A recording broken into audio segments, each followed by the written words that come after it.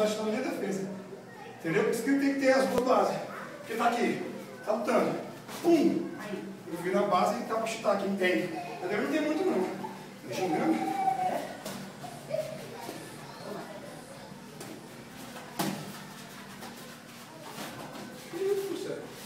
Ah, não vou segurar não. Segurar o quê? Dá uma jogada na cara dela, isso. Não, ele é doido, tem pra fazer isso. É pra tu nunca mais fazer, só. Só raspando. Tocou o ouvido aí, tocou.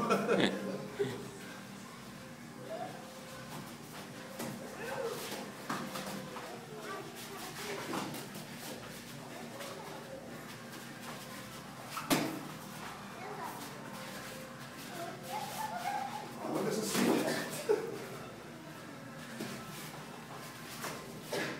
Não, eu vou te sair. Vai levar na cabeça. Nocaute! Nocaute.